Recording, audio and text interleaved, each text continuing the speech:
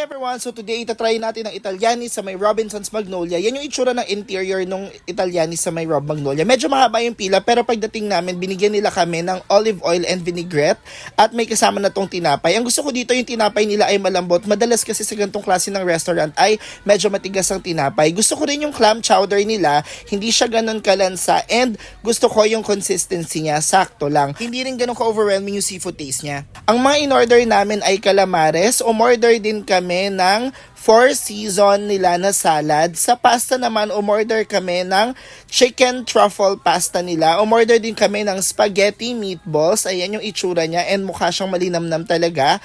Umorder din kami ng kanilang baby back ribs at ang kanilang pizza tropical. Hindi ko alam kung tama ba yung pronunciation ko. Una-una ko sinubukan ay ang kanilang Four Seasons salad na napaka-fresh ng romaine lettuce. Perfect din yung match ng fruits, nuts, and shrimp. Kaya na-enjoy ko talaga yung salad. After niya, sinubukan ko ang kanilang tropical pizza. Gusto ko yung texture ng pizza. Okay yung mozzarella and sarap ng tomato. After niyan, sinubukan ko ang kanilang truffle pasta. Yung truffle pasta nila sakto lang. Meron na ako natikman na mas masarap pa dito.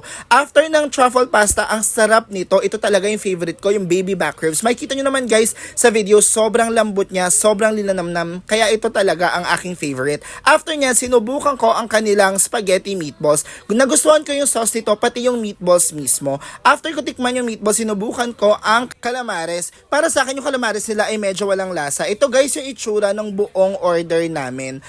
For me, all in all, na-enjoy ko naman ang experience namin sa Italianis. It's something na once in a while masarap din siyang i-experience. Ang total bill namin dito ay nasa 6,000 plus. Kaya kung ako sa inyo guys, itry nyo na rin to. If you guys would want to watch more videos like this, please follow me here on TikTok. I'm also on YouTube, Instagram, and Facebook. My name there is at GREGGALIAN.